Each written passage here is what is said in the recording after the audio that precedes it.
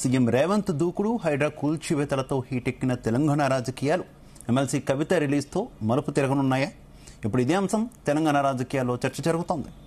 CM కవిత అంటూ శంషాబాద్లో అనుచరులు నినాదాలు వైరల్ అవుతున్నాయి. ఇదే సమయంలో బీఆర్ఎస్ మరీ అంత బలహీనంగా ఏమీ లేదని సీఎం రేవంత్ చెప్పడం హాట్ టాపిక్గా మారింది. పార్లమెంట్ ఎన్నికల్లో బీఆర్ఎస్ తన ఓట్లను బీజేపీకి ట్రాన్స్ఫర్ చేసిందని, అందుకే కవిత రిలీజ్ అయ్యారని రేవంత్ చెప్పారు. మరోవైపు హైడ్రా కూల్చివేతలు ఎట్టి పరిస్థితుల్లో ఆగే ప్రసక్తే లేదన్నారు. కవిత రిలీజ్ సంబరాల్లో ఉన్న కేటీఆర్కి ఆయన ఫామ్ హౌస్ వైపు బుల్డోజర్లు కదలడం ఉత్కంఠ పెంచుతోంది. ఇక ఇదే అంశానికి సంబంధించి ఇవాళ డిబేట్లో మనం చర్చించబోతున్నాం. నాతో పాటు డిబేట్లో పాల్పంచుకుంటున్నారు ప్రొఫెసర్ గాలి వినోద్ కుమార్ గారు, విశ్లేషకులు, అలాగే అల్జాపూర్ శ్రీనివాస్ గారు, భారతీయ జనతా పార్టీ నాయకులు. శ్రీనివాస్ గారు, ముందుగా మీతోనే స్టార్ట్ చేస్తున్నా. తెలంగాణ రాజకీయాలు గత కొద్ది రోజులుగా మనం చూస్తున్నాం. ఒక పక్క హైడ్రా హడావిడి కంటిన్యూ అవుతూ ఉంది, స్టిల్ ఇప్పటికీ కంటిన్యూ అవుతుంది. ఈ పరిణామాలన్నీ ఈ రకంగా ఉండగానే కవిత రిలీజ్తో మరో మలుపు తిరిగాయి అనేటటువంటి ప్రశ్న ఉత్పన్నమవుతుంది. ఏంటి కవిత రిలీజ్ తర్వాత కొంత బీఆర్ఎస్ యాక్టివ్ అయినట్టే కనిపిస్తుంది, చాలా జోష్లో కనిపిస్తున్నారు. ఇదిలా ఉంటే ఆరోపణలు ప్రత్యారోపణలు ఇవన్నీ కూడా కంటిన్యూ అవుతున్నటువంటి సిచ్యువేషన్. సీఎం కామెంట్స్ కూడా మీరు చూసే ఉంటారు, ఏమంటారు? ఒకటి, బీఆర్ఎస్ పార్టీ ఈ యొక్క ప్రోగ్రాం ద్వారా జోష్ నింపుతా అంటే వారేమో స్వాతంత్ర సమరయోధులు కాదు, లేకుంటే ప్రజల కోసం జైలుకు వెళ్ళినటువంటి ఒక నేత అంతకన్నా కాదు. చాలా చాలా చాలా నెగిటివ్ గా డిస్కస్ చేసుకునేటువంటి ఒక అఫెన్స్ లో, క్రైమ్ లో వారు చాలా ముద్దాయిగా అక్కడ నిలబడ్డారు. కోర్టులో బెయిల్ దొరకక 5 మాసాలుగా 5.5 మాసాలుగా జైల్లో ఉన్నారు. సో అది ఆ ప్రయత్నం ఆర్టిఫిషియల్ బలం పెంచుకోవడానికి డ్రామాగా తప్ప ఇంకేం లేదు. బీఆర్ఎస్ ఇప్పుడు ఇంకా ఆ యొక్క ఐడెంటిటీ యొక్క రాష్ట్ర రాజకీయాల్లో ఉండబోదండి. చూస్తాం 5 మాసాల్లోనే పార్లమెంట్ ఎలక్షన్స్ లో, అంతకుముందు అసెంబ్లీ ఎలక్షన్స్ కి తేడా చూస్తాం మనం. డ్రాస్టికల్ గా పడిపోయింది సగం బలం. సో ఇది ఉండేది కాదు. మాకు ఏ కోశాన వారు పోటీ కాదు. ఈ యొక్క రాష్ట్ర రాజకీయాల్లో భారతీయ జనతా పార్టీ, కాంగ్రెస్ పార్టీ ఉంటే రాబోయే కాలంలో వాళ్ళు వెళ్లిపోతున్నారు కాబట్టి వెళ్లిపోకుండా ఈ ఆర్టిఫిషియల్ జోష్ నింపే ప్రయత్నం చేస్తాం తప్ప ఎవరి ఇష్టంతోనే అక్కడ ఉండే పరిస్థితి లేదు. ఇకపోతే హైడ్రా అన్నారు శివకుమార్ గారు. హైడ్రాని ఎవరు వ్యతిరేకిస్తలేరే? భారతీయ జనతా పార్టీ మొదటి నుంచి చెప్పేది గుడ్ గవర్నెన్స్ గురించి మాట్లాడుతుంది. ఎవరైనా అధికారంలోకి వచ్చినా గానీ సుపరిపాలన అందించాలి, అక్రమాలు ఉండద్దు, అవినీతి ఉండద్దు, అశ్రిత పక్షపాతం ఉండద్దు, ఆ రకంగా యొక్క రాష్ట్రాన్ని, దేశాన్ని పాలించాలి. ఎవరికి కూడాను వంత పాడకుండా, పక్షపాతంతో సపోర్ట్ చేయకుండా రాష్ట్రంలో ఈ యొక్క డెవలప్మెంటల్ యాక్టివిటీస్ అన్ని కూడా కంటిన్యూ కావాలని చెప్పి చెప్తాయి. సో ఆ హైడ్రా ఒక భాగం మాత్రమే. ఎంతకాలం కంటిన్యూ చేస్తారో దానికి మేము సంపూర్ణ సపోర్ట్ చేస్తున్నాం, దాంట్లో కాదనట్లేదు. అక్రమార్కులుగా ఉన్నటువంటి ఒక వ్యక్తుల్ని కేవలం 10-15 రోజులు, 1 month, 2 months, 3 months కాకుండా it should be regular process. ఆ ఆలోచన, దురాలోచన, కబ్జాకు పాల్పడాలనే ఆలోచన వచ్చే వాళ్ళకి అందరికి కూడాను దాన్ని ముట్టుకోవద్దని ఒక భయం, అలాగే చట్టం అంటే గౌరవం ఉండేటట్టుగా ఆ వాతావరణం ఉండాలి. అది మనం మనసారా కోరుకుంటా ఉన్నాం. ఇకపోతే పొలిటికల్ సెలబ్రిటీస్, సినీ సెలబ్రిటీస్ లేకుంటే ఇవన్నీ కూడా చేస్తున్న వాళ్ళకి ఏం లాస్ కాదండి. కోట్ల రూపాయలు అక్రమ రూపాయలు సంపాదించుంటారు, లేకుంటే సక్రమంగా సంపాదించినా గానీ వాటిపై ఇన్వెస్ట్ చేసినా, అది కుంట అని తెలిసి కొన్నా సస్తకు, లేకుంటే చెరువు అని బఫర్ జోన్ కొన్నా నష్టపోయినా పెద్ద ప్రాబ్లం లేదు. What about the middle class families? Shivakumar garu, ఎవరైతే సర్కారీ ఆఫీసర్ల దస్తూరి సంతకాలతోని layout permission, irrigation loan, NOC, గ్రామ పంచాయత్ పర్మిషన్ ఇవన్నీ చూసి కొన్న తర్వాత, బ్యాంక్ లోన్ ఇచ్చిన తర్వాత వారు ఇక 6 నెలలను 1 year మేము ఆ యొక్క బిల్డింగ్ లో కాలు మోపుతాం, మా జీవిత కళ నెరవేరుతుంది, నాకు ఒక సొంత ఇంటి కళ అనే ఒక సాకారం అవ్వబోతున్నా అనుకునే వాళ్లకు ఈ శరాఘాతం కాదు. వాళ్ళ గురించి సర్కారు మాట్లాడుతుందా? వాళ్ళను ఎవరు ఆదుకోవాలి? అంతకు వీలు కొనే ముందు బిల్డర్ కొన్నాడు, బిల్డర్ అక్రమం కట్టినాడు.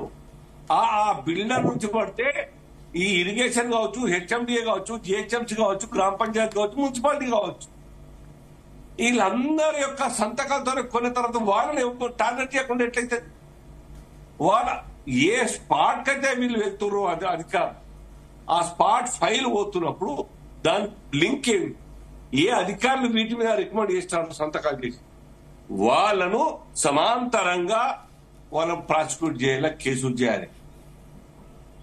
ఆ అవినీతి మొత్తం పెరిడి వెళ్తున్నది కాబట్టి ఒక మామూలు క్లర్క్ ఇంట్లో ₹1,00,00,000 దొరుకుతా ఉన్నాయి. నిజామాబాద్ లో మనం చూసినాం కార్పొరేషన్ ఆఫీస్ లో ఒక మామూలు ఆయన ఒక ఎంప్లాయీ. శ్రీనివాస్ గారు హైడ్రా గురించి కూడా మనం డీప్ గా డిస్కస్ చేద్దాం. మనం క్లియర్ గా విజువల్స్ చూస్తున్నాం శ్రీనివాస్ గారు. కవిత విడుదలైనటువంటి నేపథ్యంలో ఏకంగా 500 కార్లతో స్వాగతం పలకడం. ఒక పక్క కవితకు ఈ రకమైనటువంటి అంటే స్వాగతాన్ని మీరు హర్షించినప్పటికీ కూడా అసలు కవిత బెయిల్ రావడానికే కారణం భారతీయ జనతా పార్టీ అని ఆరోపిస్తుంది కదా కాంగ్రెస్ పార్టీ. దాని మీద ఏంటి మీ కామెంట్ ఏంటి? మీరు ఇప్పించారా నిజంగా? అంటే వీళ్ళకు న్యాయమూర్తులు లేకుంటే న్యాయస్థానాలు అంటే వాళ్ళ జేబులో పాకెట్లు అనుకుంటారా సార్? కాంగ్రెస్ వాళ్ళు అదే రకంగా నడిపించుకున్నట్టు బాగుంది. అందుకోసం గుర్తుకొస్తా ఉన్నామని కూడా న్యాయస్థానానికి భారతీయ జనతా పార్టీకి న్యాయమూర్తులకు బీజేపీ నాయకులకు ఏం సంబంధం? వారు స్వేచ్ఛగా వాళ్ళు పనిచేసే అటువంటి ఒక స్వేచ్ఛ ప్రభుత్వం కల్పిస్తుంది. ఏ ప్రభుత్వం చేయాలి?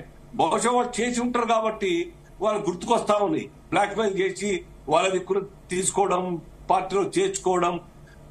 అదే రకంగా బీఆర్ఎస్ కూడా చేసి ఉంటుంది. లాస్ట్ టైం చూస్తాం మనం చాలా సందర్భాలు.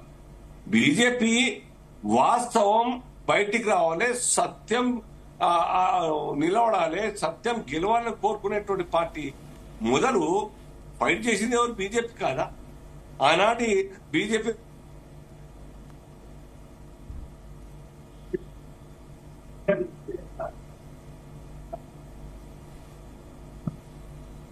రైట్ చిన్న టెక్నికల్ ఇష్యూ వచ్చినట్టుంది శ్రీనివాస్ గారి దగ్గర.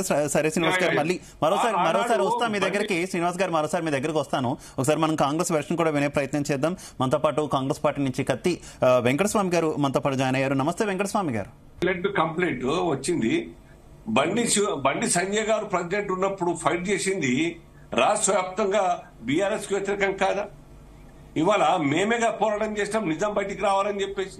అప్పుడు పోరాటం చేశారు శ్రీనివాస్ గారు. ఏమైనా జరగచ్చు రాజకీయాల్లో. మీ పొలిటికల్ లీడర్స్ చెప్తారు కదా ఎప్పుడు ఎవరితో ఏం కలిసినా ఏమైనా జరగచ్చు అని. ఓకే కాంగ్రెస్ వెర్షన్ కూడా విని మళ్ళీ మీ దగ్గరకు వస్తాను నేను. వెంకటస్వామి గారు రాష్ట్రంలో జరుగుతున్నటువంటి పరిణామాలను చూస్తున్నాం. నిన్న మొన్నటి వరకు కూడా మొత్తం అంతా హైడ్రా గురించి మనం ఎక్కువగా చర్చించుకున్నటువంటి పరిస్థితి. స్టిల్ హైడ్రా మొత్తం అంతా కూడా కంటిన్యూ అవుతుంది. ఇదంతా ఈ రకంగా జరుగుతుండగానే కవితకు బెయిల్ రావడం, ప్రస్తుతం కవిత హైదరాబాద్ కి కూడా చేరుకున్నటువంటి పరిస్థితి. రైట్, ఒక్కసారి కవిత మాట్లాడుతున్నట్టున్నారు. ఒకసారి మనం లైవ్ ద్వారా చూద్దాం. ఆ తర్వాత నేను తెలంగాణ ప్రజలందరికీ కూడా తెలియజేస్తా ఉన్నాను. ఆ రోజు కోసం ఖచ్చితంగా పోరాటం చేస్తూనే ఉంటాం. ప్రజాక్షేత్రంలో ఇంకా బలంగా పనిచేస్తాం. కేసీఆర్ గారి నాయకత్వంలో రాష్ట్ర వ్యాప్తంగా జరుగుతున్నటువంటి అనేక పోరాటాల్లో కూడా పాల్గొంటాం.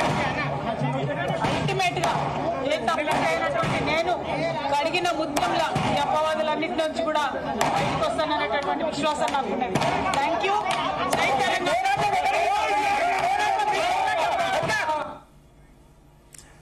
రైట్, వెంకటస్వామి గారు కవిత గారు మాట్లాడింది కూడా చూసాం కదా. ఏమంటారు? మీ కామెంట్ ఏంటి?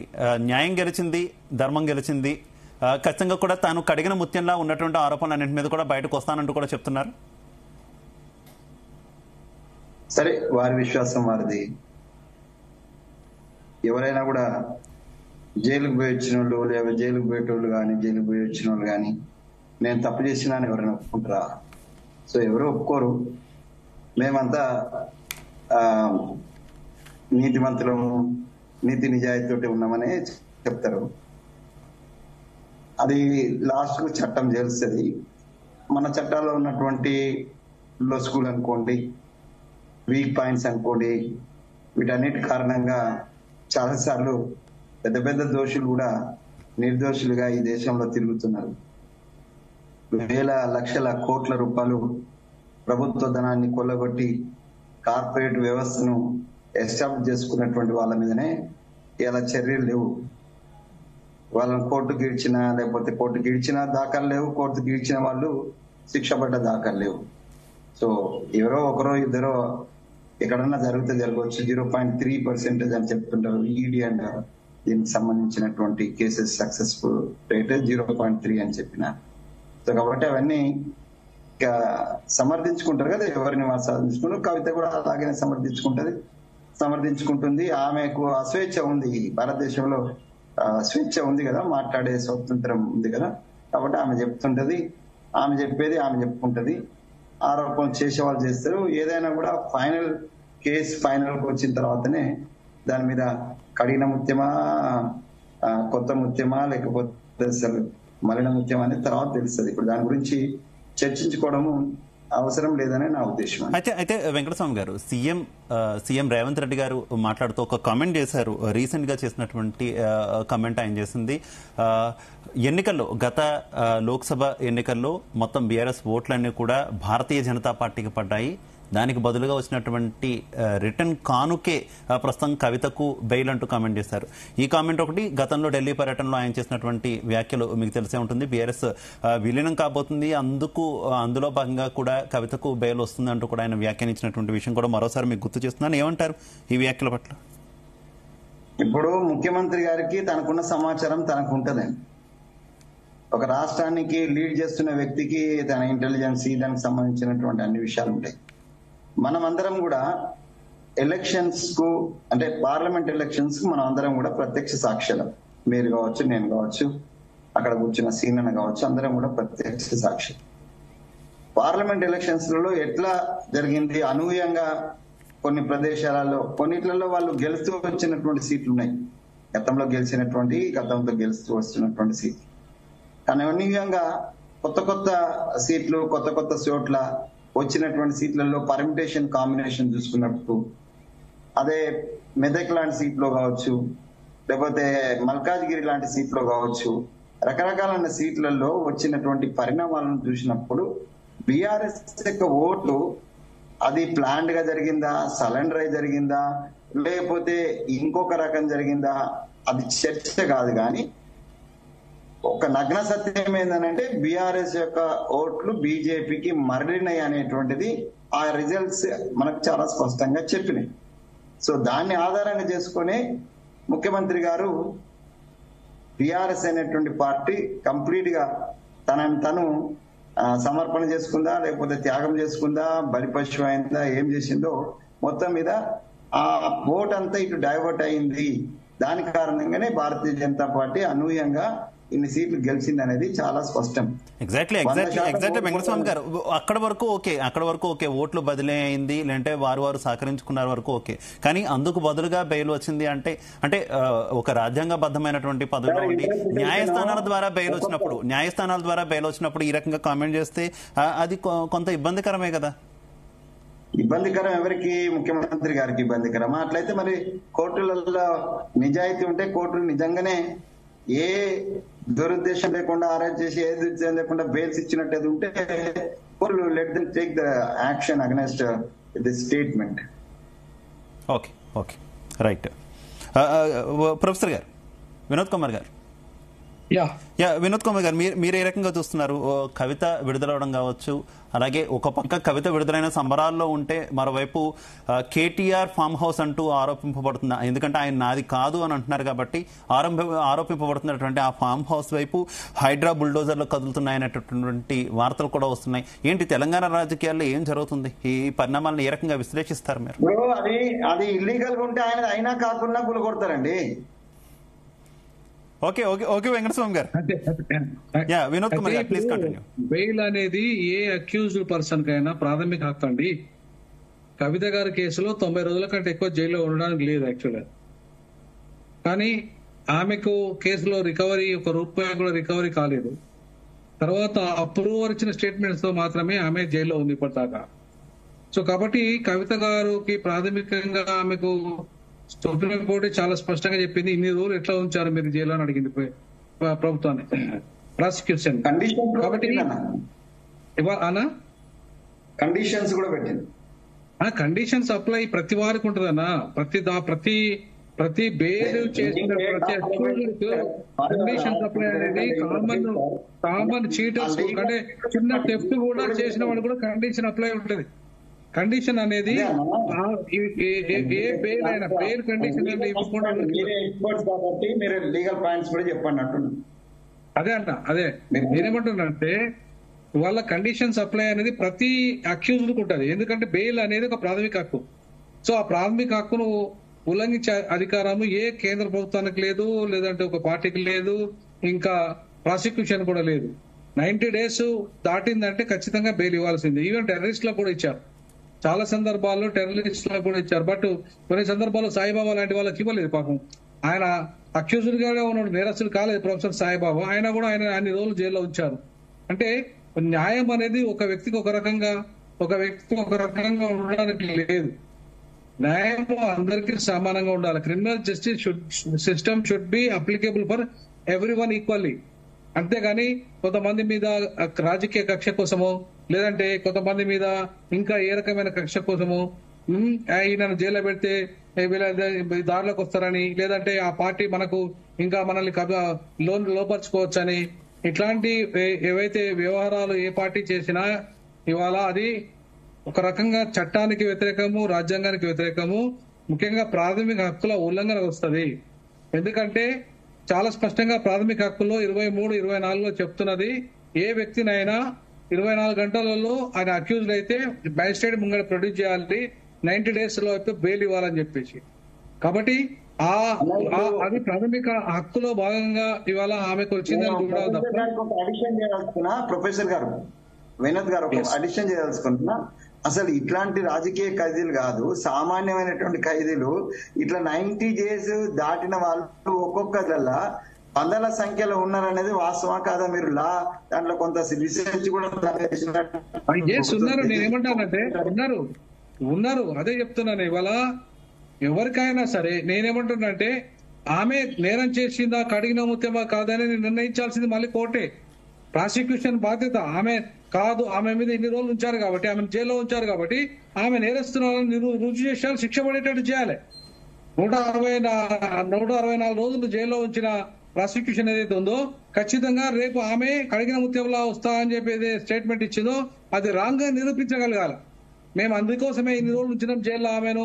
ఆమె కనుక బయటకు వచ్చి బెయిల్ మీద బయటకు వస్తే మొత్తం సాక్ష్యాధారాలన్నిటి కూడా ఇవాళ మెస్ మేనేజ్ చేస్తుంది, అలాగే చెరిపేసే చేయగలుగుతుంది. ఆమె ఒక ఎమ్మెల్సీ హోదాలో ఉన్నది, ఒక పార్టీలో కీలకమైన వ్యక్తి కాబట్టి ఆమె ఎట్టి పరిస్థితుల్లో బయటికి తీసుకురావద్దని చెప్పేసి వాదించిన ప్రాసిక్యూషన్ ఇవాళ ఎట్టి పరిస్థితుల్లో ఆమె యొక్క నేరాన్ని రుజువు చేసి ఆమెను జైలు పంపించాలి.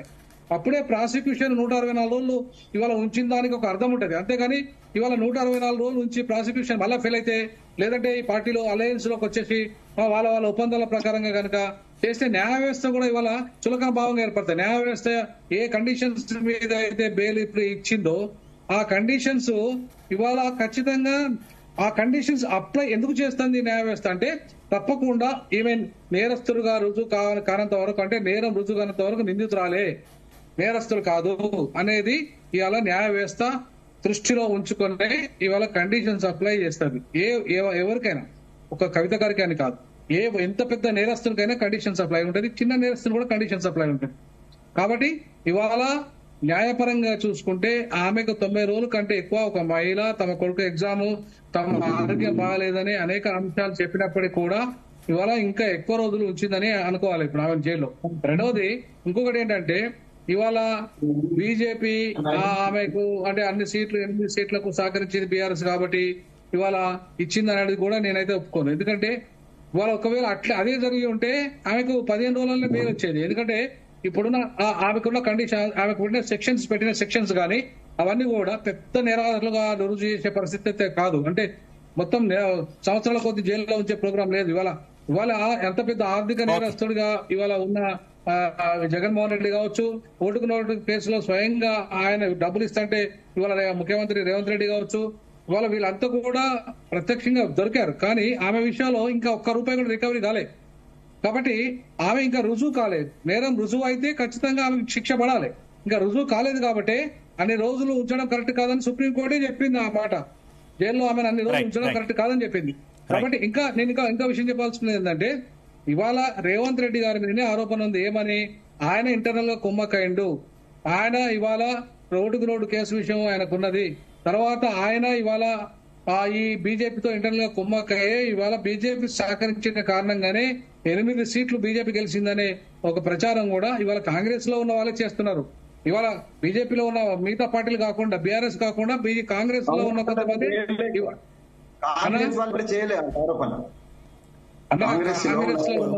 ప్రొఫెసర్ గారు వినోద్ కుమార్ గారు కొత్త విషయం చెప్తున్నారు. ఇప్పటి వరకు కాంగ్రెస్ వాళ్ళేమో బీజేపీ బీఆర్ఎస్ ఒకటి అంటున్నారు, అటు కాంగ్రెస్ బీఆర్ఎస్ ఒకటని చెప్పేసేమో భారతీయ జనతా పార్టీ వాళ్ళు అంటున్నారు. మీరు ఇంకొక కొత్త ఆరోపణ చేస్తున్నారు ఇప్పుడు. అంటే కాంగ్రెస్ లో ఉన్న ప్రత్యర్థులు చెప్పిన మాటలే అండి ఇవన్నీ, నేను చెప్పిన మాటలు కాదు ఇవి.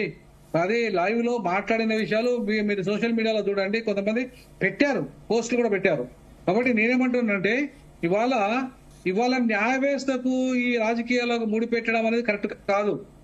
అదేంటంటే న్యాయ వ్యవస్థ తన పని తను చేసుకుంటూ పోతూ ఉంటది. ప్రాసిక్యూషన్ పని ప్రాసిక్యూషన్ చేయాలి, న్యాయ వ్యవస్థ పని న్యాయ వ్యవస్థ చేయాలి, పోలీస్ వ్యవస్థ పని పోలీసు చేస్తారు. ఎవరి వ్యవస్థలో వాళ్ళు చేస్తారు, రాజకీయ నాయకులు పనులు చేసుకుంటారు. అంతేగాని న్యాయ వ్యవస్థ రాజకీయ వాళ్ళ జేబు సంస్థ అన్నట్టుగా బీజేపీ జేబు సంస్థ అన్నట్టుగా వివరించడం అనేది కరెక్ట్ కాదు. కాంగ్రెస్ జేబు సంస్థ కాదు, నా బీజేపీ జేబు సంస్థ కాదు. న్యాయ వ్యవస్థ ఒక స్వయం ప్రతిపత్తిగా ఉన్న ఒక ప్రత్యేకమైన ఒక రాజ్యాంగాన్ని చట్టాన్ని రక్షించాల్సిన బాధ్యత న్యాయ వ్యవస్థ మీద ఉంది. అంతేగాని దానికి పార్టీలకు అంటగట్టడం ముడిగట్టడం అనేది సరైనది కాదు.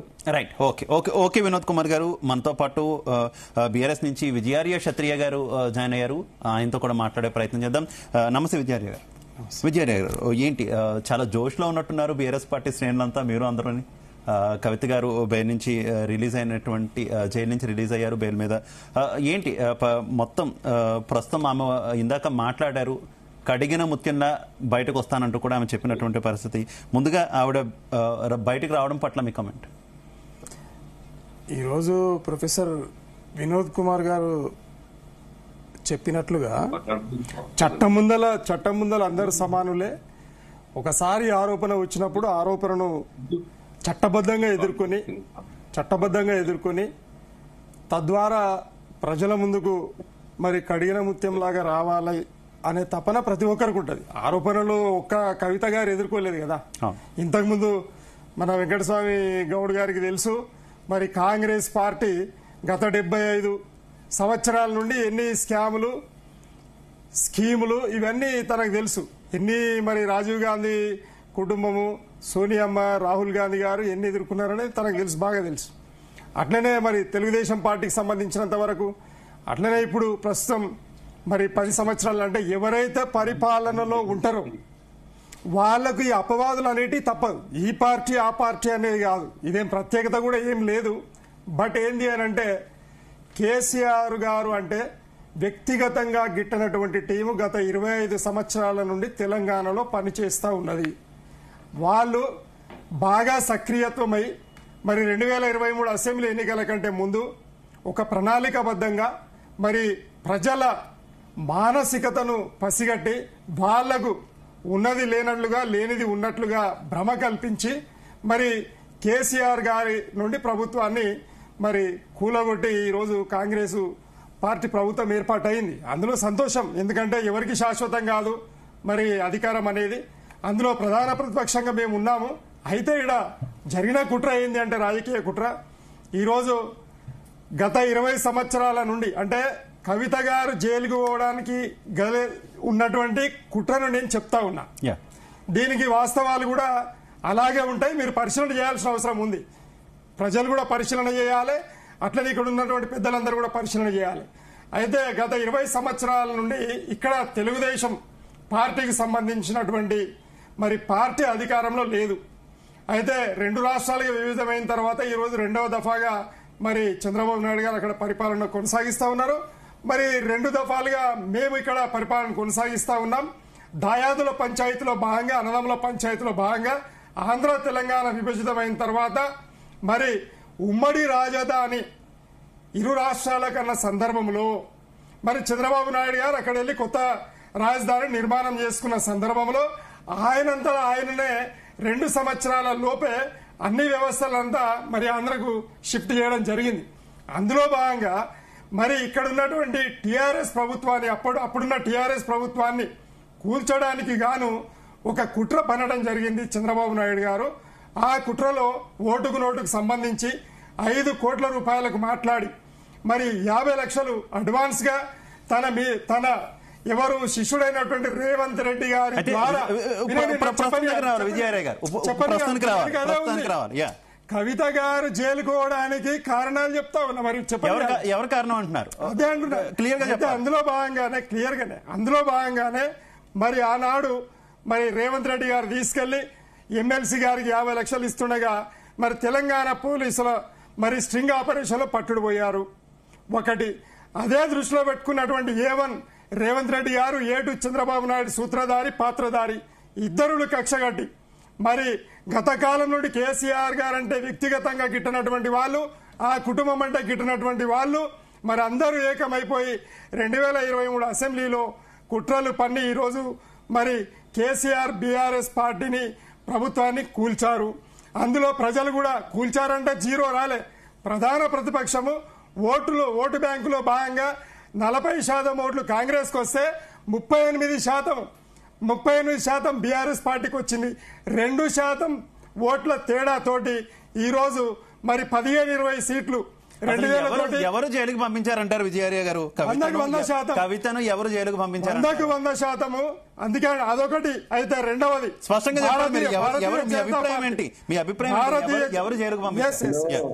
ఇప్పుడు ట్రయాంగిల్ లో భాగంగా భారతీయ జనతా పార్టీ, తెలుగుదేశం పార్టీ మరి అలాగే వాళ్ళిద్దరికి శిష్యరికం చేస్తున్నటువంటి సోదరుడు తమ్ముడైనటువంటి రేవంత్ రెడ్డి టీము కలిపి ట్రయాంగిల్ సిరీస్ లో భాగంగానే మరి కవిత గారిని జైలుకు పంపారు.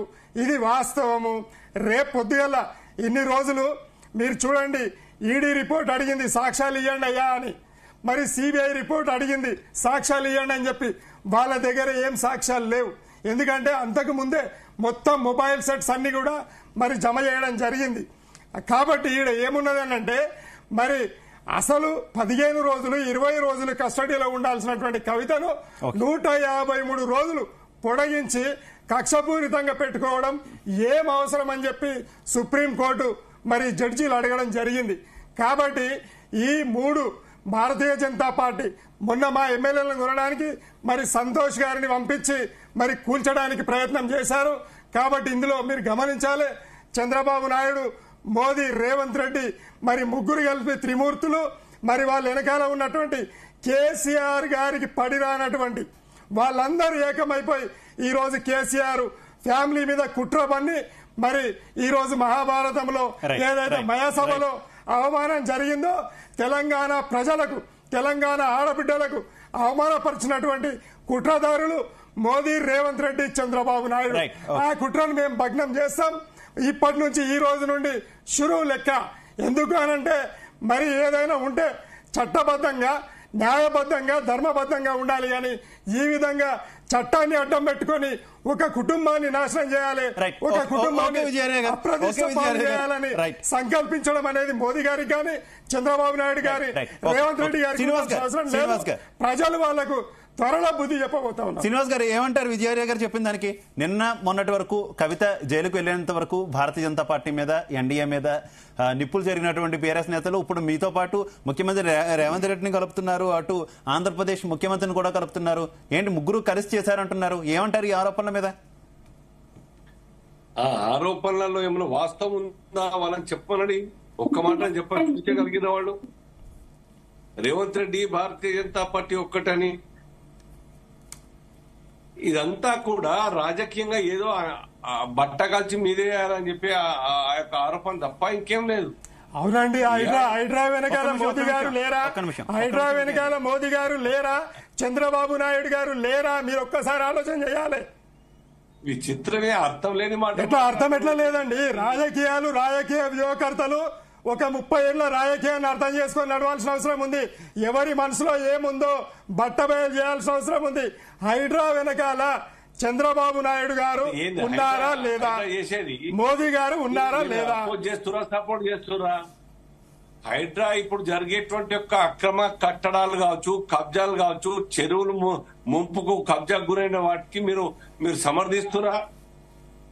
చెరువుల యొక్క కబ్జాలకు సమర్థిస్తురా? మీరు పబ్లిక్ ప్రాపర్టీ కబ్జా చేసుకుంటే బీఆర్ఎస్ సమర్థిస్తున్నా లేకుంటే క్షత్రియ గారు సమర్థిస్తున్నారు ఇండివిజువల్ గా?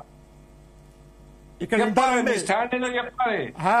అందు గురించి గవర్నెన్స్ అంటే గుడ్ గవర్నెన్స్ లో భాగంగా గత కాలంలో మున్సిపల్ చట్టం తీసుకొచ్చి ఈవీడీఎం వ్యవస్థను ఏర్పాటు చేసి 800 మంది ఉద్యోగులను పెట్టి డిజాస్టర్ మేనేజ్మెంట్ జిహెచ్ఎంసీ కమిషనర్ చేతిలో పెడితే సీఎం చేతిలో మాట్లాడదాం. హైడ్రా ద్వారా జరిగేటువంటి ఒక అన్యాయంగా జరిగేటువంటి ఒక కూల్చుడు గాని లేకుంటే రీపొజిషన్ తీసుకోవడం గాని ఒక ఇన్నోసెంట్ రియల్ ఓనర్ నుంచి తప్పు లేనటువంటి ఓనర్ నుంచి తీసుకోవడం గాని ఉంటే నేను వస్తాం, బీజేపీ కూడా వస్తా అట్లాంటి చెప్పండి. అంతేగాని రాజకీయంగా ఏదో పని జరుగుతా ఉంటే వాళ్ళు ఏదో పని చేస్తుంటే మంచి ఉంటే మంచిని చెప్పాలి, మంచి లేనప్పుడు విమర్శించాలి. ఇప్పుడు మీకు మాకేమీ ఎన్నడూ పొత్తు లేదు, కానీ మా బిల్స్ బాగుంటేనే మీరు పార్లమెంట్ సపోర్ట్ చేసినారు. మీరు మేము ఒకటేనామా? మీరు అనేక సందర్భంలో మాకు సపోర్ట్ చేసినారు. మీరు మేము ఒకటేనామా? లేక అక్కడ వైసీపీ మాకు అనేక సందర్భాలు సపోర్ట్ చేసింది. అంటే వాళ్ళు మేము ఒకటేనామా? లేదా బీఆర్ఎస్ ఓట్లు మాకు 4 ఉంటే 8 అయినాయి, కాంగ్రెస్ 3 ఎంపీలు ఉంటే వాళ్ళు 8 అయినారు. సగం ఓట్లు మీరు అడేపిచ్చి సగం ఓట్లు మాకు వేపించిరా? హలో, వింటున్నాను. సగం ఓట్లు అడేపిచ్చి సగం మాకేపించిరా మీరు? భారతీయ జనతా పార్టీ బీఆర్ఎస్ కు వేయండి ఓట్లని మోదీ గారు చెప్తారా? కిషన్ రెడ్డి గారు చెప్తారా? బండి సంజయ్ గారు చెప్తారా? అంటే మా కేసీఆర్ గారు మీకు ఓట్లు వేయమని ప్రజలకు చెప్పారని అనుకుంటున్నారా? లేదే, చెప్పినా పడే పరిస్థితి ఉన్నారా? మరి అదే కదా మరి మీరు ప్రశ్నిస్తున్నారేంది? తల్లి మాట కొడుకుంటే లేడు. అయ్యా, ఎవరి అస్తిత్వాన్ని వాళ్ళు కాపాడుకోవడానికి ఈ రోజు తెలంగాణ ప్రజల మీద, తెలంగాణ రాష్ట్రం మీద, తెలంగాణ అభివృద్ధి మీద ఈ రోజు కాంగ్రెస్ పార్టీ జాతీయ పార్టీ, భారతీయ జనతా పార్టీ జాతీయ పార్టీ కుమ్మక్కైపోయి అస్థిరపరచాలనే ఏకైక లక్ష్యంతో మళ్ళా తెలంగాణ చంద్రబాబు నాయుడు గారు ఉన్నారు. చంద్రబాబు నాయుడు గారు ఉన్నారు కాబట్టి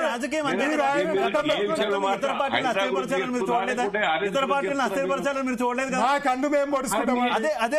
తెలంగాణ ప్రజల కన్ను మేము పొడుచుకుంటామా? ప్లీజ్ ఓకే విజయ్ తెలంగాణ పోటీ ఎక్కడ అని చెప్పేసి ఇప్పుడు ఆఫ్టర్ పార్లమెంట్ ఎలక్షన్స్ మీకు మాకు పోటీ ఎక్కడ ఉన్నది? You are a big zero in numbers. ఒక ఎంపీ కూడా లేరు రాజ్యసభలో. ఇవాళ ఉంటారు, రేపు రామాయణం అక్షింతల మీద వచ్చినటువంటి ఆవు మీద ఏర్పడ్డటువంటి మీ భారతీయ జనతా పార్టీ అయోధ్యలో జీరో కదా. మరి అయోధ్యలో జీరో కదా. రాముని మీద గెలుద్దామనుకున్నారు కదా. 400+, 370+ అన్నారు కదా. 240 దగ్గర చంద్రబాబు నాయుడు కాళ్ళ మీద ఆధారపడ్డటువంటి వాళ్ళు, నితీష్ కుమార్ గారి దయ మీద ఆధారపడ్డటువంటి వాళ్ళు మీరు ప్రభుత్వం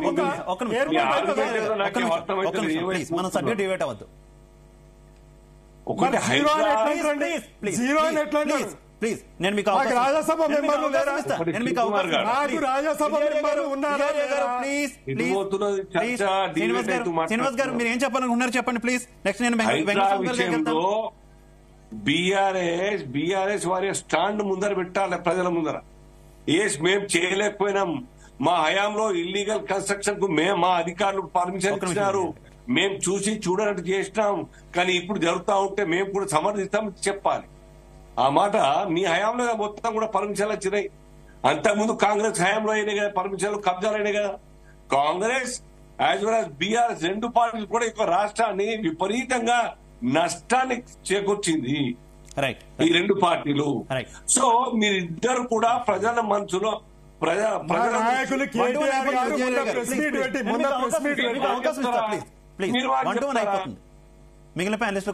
మేము చెప్పేది ఒకటే, బీఆర్ఎస్ కాంగ్రెస్ మొదట్లో మీరు పొత్తులో పోటీ చేసేటటువంటి పార్టీ. నిన్నాక మొన్న కదా అభిషేక్ సింఘ్విని కనీసంగా కూడా మీరు క్యాండిడేట్ 39 ఆన్ రికార్డు 30 ఒక ఎమ్మెల్యే చనిపోయారు అనుకోండి, 38 9 మంది 10 మంది కాంగ్రెస్ పోయినా మీరు విప్పు జారీ చేయాలి. మీరు క్యాండిడేట్ ఎందుకు పెట్టలేదు? ఏమనుకోవాలి జనాలు? ప్రజలకు అర్థం కదా. నిన్నదాకైతే ఫస్ట్ మీ సివి మీ అడ్వకేటే, దాని తర్వాత క్యాండిడేట్ గా మీరు మీ పార్టీ పెట్టలేదు. మీ ఓటు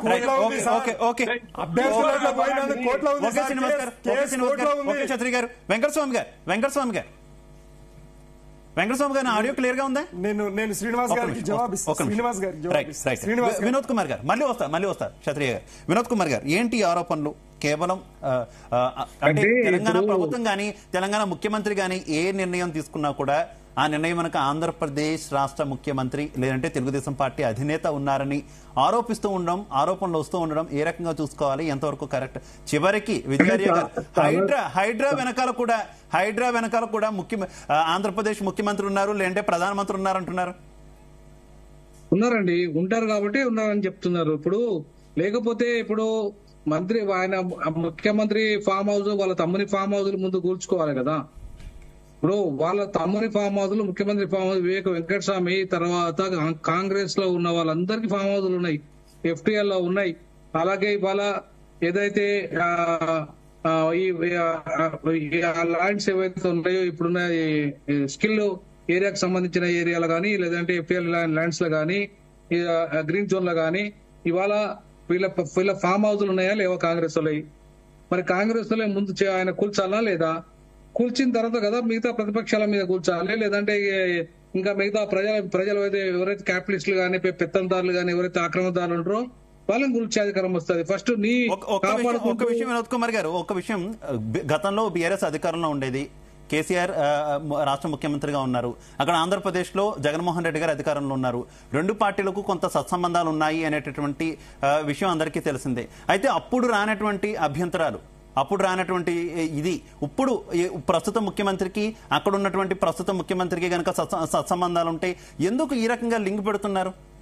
ఈ రకమైనటువంటి లింక్ కరెక్టా? అప్పుడు కూడా అక్కడ ఉన్నటువంటి ఒక అధికార పార్టీతో ఇక్కడ ఉన్నటువంటి అధికార పార్టీ కొంత సత్సంబంధాలు కంటిన్యూ చేసింది కదా. అంటే కేవలం బీఆర్ఎస్ ఉంటే మాత్రమే తెలంగాణకు సంబంధించినటువంటి అన్ని హక్కులు పరిరక్షించబడతాయి, ఇంక ఎవరున్నా కూడా తెలంగాణ ద్రోహులు, లేదంటే ఆంధ్రాకి అన్ని తాకట్టు పెట్టేస్తున్నారు, ఆంధ్ర చెప్పినట్టే చేస్తున్నారు, ఆంధ్ర నిర్ణయాలను అమలవుతున్నాయి అంటారా? అట్లా అనడానికి లేదండి. కేసీఆర్ మన రేవంత్ రెడ్డి గారు స్వయాన ఆయన తెలుగుదేశం పార్టీ నుండి వచ్చాడు, తర్వాత తెలుగుదేశం పార్టీతో సత్సంబంధాలు కొనసాగిస్తున్నాడు. ఆయన ఆర్ఎస్ఎస్ లో ఉన్న వ్యక్తి కాబట్టి ఇవాళ కేంద్రంలో కూడా బీజేపీ అండ్ టీడీపీ అలయన్స్ లో ఉన్న పార్టీ నడుస్తుంది. కాబట్టి ఈయనకు పరోక్షంగా ఈయనకు సంబంధాలు ఉన్నాయి, గురువు శిష్యులుగా వీళ్ళిద్దరు భావించబడతారు. కాబట్టి చాలా అంశాల్లో వీళ్ళిద్దరికి పోలిక ఉంది, కాబట్టి వీళ్ళిద్దరు కలిసి పనిచేస్తున్నారు, కాబట్టి ఇట్లాంటి ఆరోపణలు వస్తున్నాయి. ఇవాళ నేనేమంటున్నానంటే నిజంగా రేవంత్ రెడ్డి గారికి తెలంగాణ పట్ల ప్రేమ ఉన్నా, తెలంగాణ ప్రజల పట్ల ప్రేమ ఉన్నా, తెలంగాణ అస్తిత్వం పట్ల ప్రేమ ఉన్నా, ఇవాళ పార్టీలకు అతీతంగా ఇవాళ ఏ పార్టీ అయినా, తన పార్టీ అయినా ప్రతి పార్టీ అయినా ఏ పార్టీ అయినా తెలంగాణ ఈ ఆస్తి ప్రజలది, తెలంగాణ ప్రజలది. ఇవాళ ఆంధ్రలో ప్రాపర్టీ కావు ఇవి, ఇవాళ తెలంగాణ భూములు ఇవి. దోపిడీ చేసింది ఎవరు? తెలంగాణ ఆంధ్ర వాళ్ళు దోపిడీ చేశారు, ప్రధానంగా ఉత్తరాది వాళ్ళు దోపిడీ చేశారు. సో ఈ ఉత్తరాది వాళ్ళు దోపిడీ చేసిన వాళ్ళ దగ్గరికి వెళ్ళి కాపాడాల్సిన బాధ్యత, ఆంధ్ర వాళ్ళు దోపిడీ చేసిన దగ్గరికి వెళ్ళి కాపాడాల్సిన బాధ్యత ఎవరిది? ఈ భూములను ఇవాళ ఆక్రమణలు ఎవరు చేసినా సరే, ఇవాళ కేసీఆర్ హయాంలో జరిగినా, ఒకవేళ కేసీఆర్ గారి హయాంలో ఆంధ్ర వాళ్లకు గానీ లేదంటే ఆయన గానీ ఆక్రమణ చేసినా కూల్చాల్సిందే. ప్రజల సొమ్ము, తెలంగాణ ప్రజల సొమ్ము, తెలంగాణ ప్రజల ఆస్తిది. వాళ్ళ ఆస్తులను కొల్లగొట్టి ఇష్టారాజ్యంగా ఎవరికి పడితే వాళ్ళకు పప్పు బిళ్ళలాగా మీ ప్రయోజనాల కోసము ఇవాళ అమ్ముకోనే అధికారం మీకు లేదు. ఫామ్ హౌస్లు కట్టుకొని ఇష్టం ఉన్న ఎంజాయ్ చేయడానికి మీకు అధికారం లేదు. ఇవాళ అనేక మంది వాళ్ళకి ఇలా డబుల్ బెడ్రూమ్లు ఇస్తానని గత ప్రభుత్వం ఇవ్వలేదు. మీ ప్రభుత్వం కూడా ఇలా పేదలకు ఇల్లు ఇస్తా అని చెప్పేసి ఇంకా ఆచరణలోకి రాలేదు. కాబట్టి ఇవాళ ఎంతో మంది పేదలు, లక్షలాది మంది పేదలు ఇవాళ ఇల్లు లేక వాళ్ళు చాలా అనేక ఇబ్బందులు పడుతున్నారు. అట్లాంటి వాళ్ళకు ఉపయోగపడే విధంగా ఉంచాలి. కానీ ఒక్కొక్కరు 50 ఎకరాలు 100 ఎకరాలు ఇవాళ బఫర్ జోన్లలో ఏ రకంగా ఆక్రమించుకుంటారండి? ఎవడయ్యే సొమ్ము ఇదంతా? ఒక్కొక్కరు 50 ఫామ్ హౌస్లు 50 ఎకరాలు 100 ఎకరాలు కట్టుకునే అధికారం ఎక్కడిది వాళ్ళకు? ఎవరిచ్చాడు అధికారము? ఎందుకు ఇచ్చారు? ఇవాళ ఎవరయ్యే సొమ్ము ఇదంతా? కాబట్టి ఇష్టారాజ్యంగా చెరువులు కబ్జా చేసి ఇలా బఫర్ జోను ఇవాళ మొత్తం గ్రీన్ జోన్ అంతా సర్వనాశనం చేసిన గత చంద్రబాబు నాయుడు విధ్వంస ప్రభుత్వం, అట్లాగే రాజశేఖర రెడ్డి ప్రభుత్వం, ఇవాళ ఇప్పుడు మళ్ళా కేసీఆర్ ప్రభుత్వం ఎవరు చేసినా సరే ఈ ఈ ఈ తెలంగాణ ప్రాంత విధ్వంసాన్ని ఆపాల్సిన బాధ్యత ఉంది. ఈ తెలంగాణ ప్రాంత అస్తిత్వాన్ని కాపాడాల్సిన బాధ్యత ఉంది. ఈ తెలంగాణ ప్రజలకు సంబంధించిన భూమి వాళ్ళ హక్కులను కాపాడే విధంగా ఉండాలి. అంతేగాని నీ ఇష్టరాజ్యంగా నీ ఇష్టమున్నోళ్ళకి ఇస్తారనుకుంటే నడవదు. రేవంత్ రెడ్డి గారు ఇవాళ ఇది మీరు తెలంగాణ ముఖ్యమంత్రి, ఆంధ్ర ముఖ్యమంత్రి కాదు. ఇవాళ ప్రయోజనాలు తెలంగాణ వాళ్ళే కాపాడాలి. అంతే. నువ్వు ఇప్పటిదాకా తిట్టింది కూడా వాళ్ళని అదే కదా. ఇవాళ కేసీఆర్ కూడా తిట్టావు కదా, మళ్ళీ అదే ఆంధ్ర వాళ్ళ కాంట్రాక్ట్ ఎట్లా ఇస్తావు నువ్వు? అదే అంట వాళ్ళకు నువ్వు ఏ రకంగా కొమ్మగాస్తావు? నువ్వు తిట్టింది అదే మొన్నటిదాకా అదే కదా. అధికారులు అవినీతి అధికారులు ఎట్లా కాపాడుతావు? మొత్తం అవినీతి అధికారులు ఉన్నారు కదా ఇప్పుడు. ఓకే వినోద్ కుమార్ గారు మనం కాంగ్రెస్ వెర్షన్ వినే ప్రయత్నం చేద్దాం. వెంకటస్వామి గారు చివరికి హైడ్రా విషయంలో కూడా ఆంధ్రప్రదేశ్ రాష్ట్ర ముఖ్యమంత్రి చంద్రబాబు ఉన్నారు, ప్రధానమంత్రి నరేంద్ర మోదీ ఉన్నారు, వీరి అనుసరణలోనే హైడ్రా కూడా నడుస్తుంది అనేది బీఆర్ఎస్ ఆరోపణ. సరే, బీఆర్ఎస్ కు ఏం ఆరోపణ చేయాలనో ఏం మాట్లాడాలనో ఆ నాయకులకు వాళ్ళకి ఏం అర్థం కావట్లేదు. ఇప్పుడు దాకా చూసినాం కదా, ఆయన ఎవరు విజయ్ గారు మాట్లాడింది మనం చూసినాం కదా. అది ఎక్కడి నుంచి ఎక్కడ ఏం ఆరోపణ చేస్తున్నాడు, ఆయనకేం స్పష్టత లేదు. బీఆర్ఎస్ నాయకులకు ఏమైనటువంటి స్పష్టత లేదు. ఇప్పుడు నేను ఏమంటే, ఒక పక్కన కేటీఆర్ గారు స్వయంగా ప్రెస్ లో చెప్తున్నారు, బఫర్ జోన్ లో గానీ ఎల్టీఎఫ్ లో గానీ ఎవరున్నా కూడా అక్రమ కట్టణాలను కూడగొట్టడం ప్రభుత్వానికి సహకరిస్తాము అని ఒక పక్కన చెప్తున్నారు. ఆ జన్వాడకు సంబంధించినటువంటి ఏదైతే ఉన్నదో అది నాది కాదన్నట్టు. ఆయనది అయినా కాకపోయినా ఒకవేళ అది అక్రమ నిర్మాణం అయితే కూలగొడతారని మేము చెప్తున్నాం. ఇప్పుడు ఒక పక్కనేమో మేము ఈ ఆక్రమణన్నింటినీ కూలగొట్టడానికో లేకపోతే ఈ ఆక్రమణ ఆట కట్టించడానికి మేము సహకరిస్తాం అనుకుంటూ, ఇంకో పక్కన హైడ్రా అనేటువంటిది డ్రామా, ఇది చంద్రబాబు నాయుడు ఇంకొక ఆయన ఉన్నాడు ఆరోపణ. ఇది ఏది సత్యం? మరి మీరు సహకరిస్తారనేది సత్యమా, లేక మీతో ఉన్న దొంగలందరినీ కాపాడడానికి చంద్రబాబు నాయుడునో ఇంకొక మోడీనో తీసుకొచ్చి ఇందులో జొప్పించడం కరెక్టా? ఏది కరెక్టు? సో వాళ్ళకే స్పష్టత లేదు. మేము చాలా సిద్ధశుద్ధితోటి రేవంత్ రెడ్డి గారు ఈ రాష్ట్ర ముఖ్యమంత్రిగా, ఈ తెలంగాణ బిడ్డగా, కాంగ్రెస్ పార్టీ లీడర్ గా ఇక్కడ ఉన్నటువంటి అక్రమాల మీద కొరడా జూడించాలని అనుకున్నాం. దానికి సంబంధించి హైడ్రా తీసుకొచ్చున్నాం. నేనైతే ఏమంటున్నానంటే, ఎవరికి నోటీస్ ఇవ్వాల్సిన అక్కర్లేదు. మా వినోద్ అన్న దాన్ని అబ్జెక్ట్ చేయొచ్చు, అదే లా, నేను కూడా లా గ్రాడ్యుయేట్ని. నేనేమంటున్నానంటే, నేను కూడా ఎన్రోల్ అడ్వకేట్నే. అసలు ఇల్లీగల్కి లీగల్ నోటీస్ ఏందో నాకు అర్థం కాలేదు ఈ దేశంలో. అది అర్థం కాని విషయం.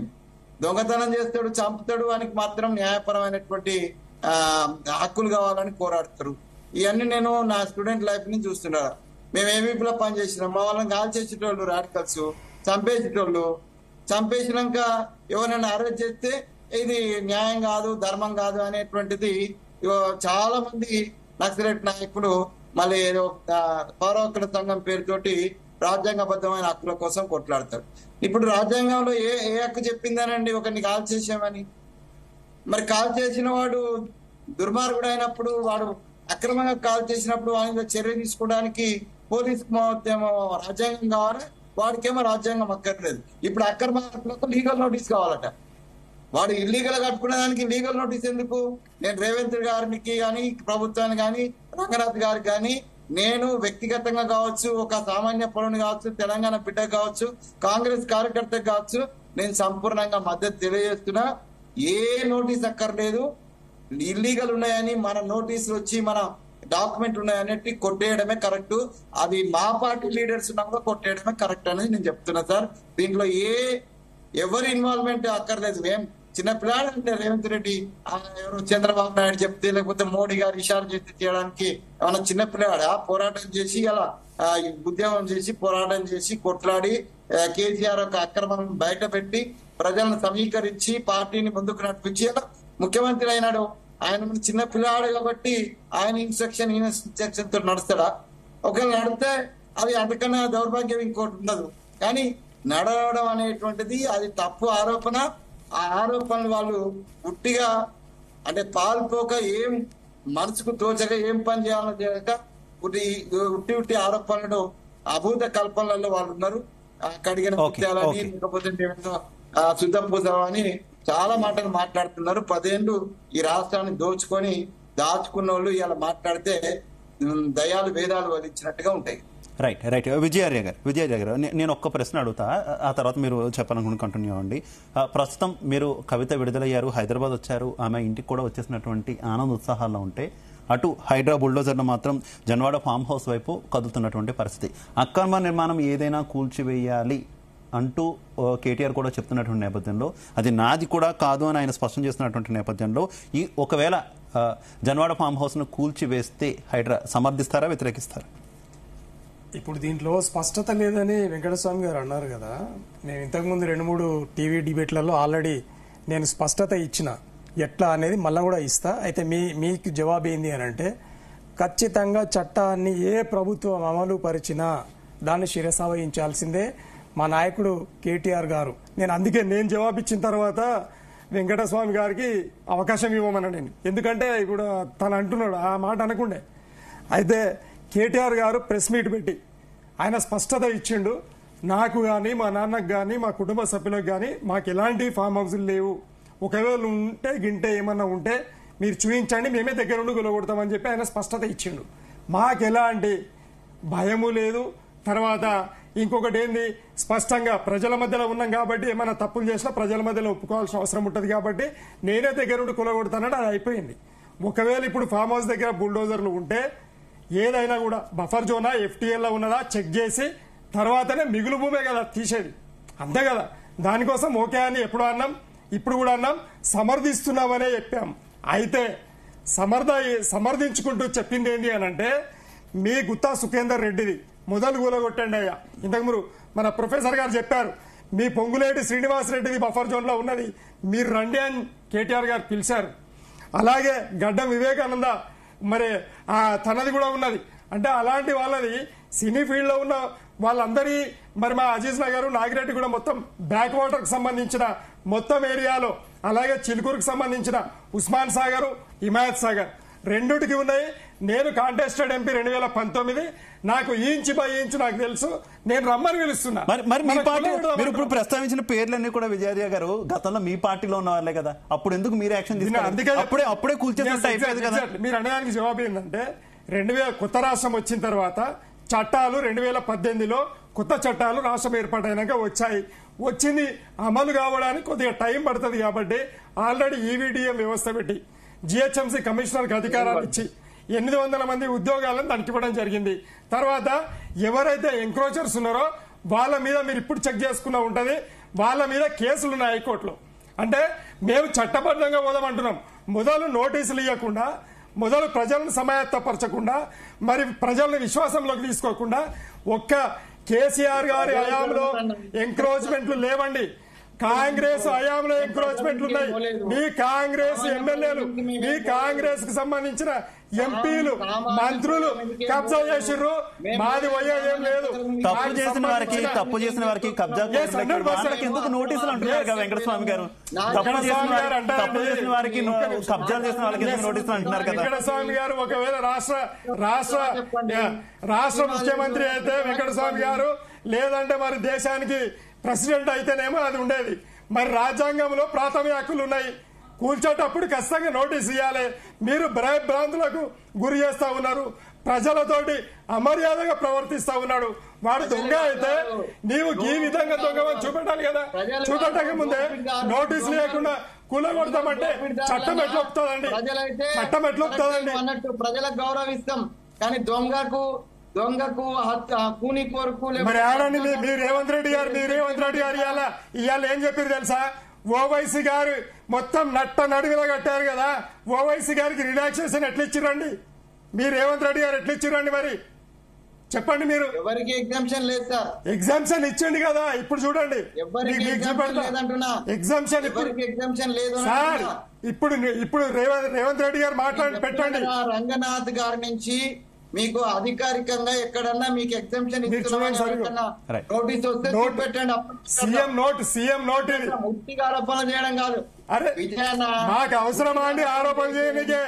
మీరెట్ల నాయకులు అన్ని తెలిసి మాట్లాడుతున్నారో మేము కూడా ఇక్కడ అన్ని తెలిసి మాట్లాడుతూ ఉన్నాము. మేము గాలి గప్పాలు కొట్టట్లేదు. రైట్ రైట్ ఓకే ఓకే మనకు టైం తక్కువ ఉంది విజయార్య గారు కంక్లూడ్ చేయాలి మనకు టైం తక్కువ ఉంది కంక్లూడ్ చేయాలి స్పష్టత ఏంది అని అంటే హైదరాబాదు అనేది తెలంగాణ ప్రజల గుండెకాయ. దీన్ని అస్థిరపరిస్తే తెలంగాణ వాళ్ళ అభివృద్ధి ఆగిపోతుంది. దీని మీద కంటి ఎవరికి పడ్డదయ్యా అనంటే దాయాది అయినటువంటి కుట్రదారులైనటువంటి చంద్రబాబు నాయుడు గారి కన్ను దీని మీద ఉన్నది. మీరు వినండి సార్, మీరు తెలంగాణ ఉద్యమకారులు మీకు చాలా విలువ ఇస్తా నేను. మీరు నన్ను చెప్పనియండి 2000 సంవత్సరంలో ఆయన ముఖ్యమంత్రి ఉన్నప్పుడు 99లో ముఖ్యమంత్రి అయిన తర్వాత మొత్తము వారారు ఎవరి ఆధీనంలో అయిందండి? చంద్రబాబు నాయుడు గారి ఆధీనంలో అయింది. మొత్తం రెవెన్యూ వ్యవస్థనంతా ఆయన గుప్పిట్లో పెట్టుకున్న వెంకటస్వామి గారు, ఆయన శిష్యుడు ఈ రోజు రేవంత్ రెడ్డి గారు ఉన్నారు. కాబట్టి డైరెక్ట్ హైదరాబాద్ అనేది ఆయన టచెస్ లో ఉండాలి. కాబట్టి అందుకోసమే హైదరాబాద్ RRR ట్యాక్స్ వసూలు చేసుకోవడానికి హైదరాబాద్ పెట్టిర్రు.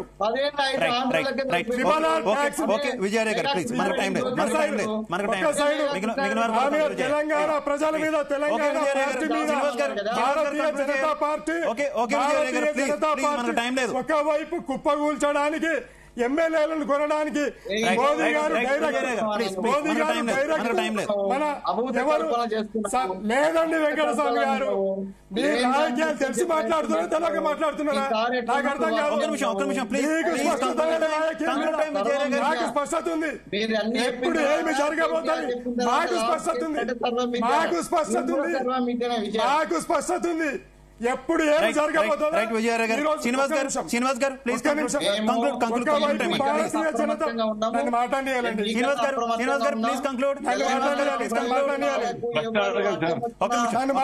ఒకవైపు భారతీయ జనతా పార్టీ కుట్రలు పన్ని ఆ ఎమ్మెల్యేలను కొనడానికి ప్రయత్నం చేసినటువంటి దోపిడీ దొంగ పార్టీ భారతీయ జనతా పార్టీ మొన్న 8 మంది ఎంపీలను మ్యానిపులేట్ చేసి అవకాశం చివరిగా ఏం చెప్తారు ప్లీజ్ మిగిలిన వాళ్ళకు కూడా మనం అవకాశం ఇవ్వాలి. శ్రీనివాస్ గారు ప్లీజ్ కంటిన్యూ. విజయ్ గారు ప్లీజ్ నేను రిక్వెస్ట్ చేస్తున్నా, టైం లేదు, నేను రిక్వెస్ట్ చేస్తున్నా. శ్రీనివాస్ గారు ప్లీజ్ కంక్లూడ్. మీరు ప్రశ్న అడిగితే చెప్తారు వారు చివరిగా ఏం చెప్తారు ఈ ఆరోపణ అన్నింటి మీద? ఏ ఆరోపణ అయినా కానీ ప్రజలు అర్థం చేసుకుంటా ఉన్నారు ఎవరు ఏమున్నారు, వాస్తవం ఏంది, సత్యం ఏంది, అబద్ధం ఏంది, ఎవరి క్యారెక్టర్ ఏంది, రాష్ట్రాన్ని ఎవరు దోచుకున్నారు, ఎవరి ద్వారా నష్టం జరిగింది. బీఆర్ఎస్ కారణంగా ఈ యొక్క రాష్ట్రం మొత్తం కూడా కుదేలైపోయిన సంగతి తెలిసి ప్రజలు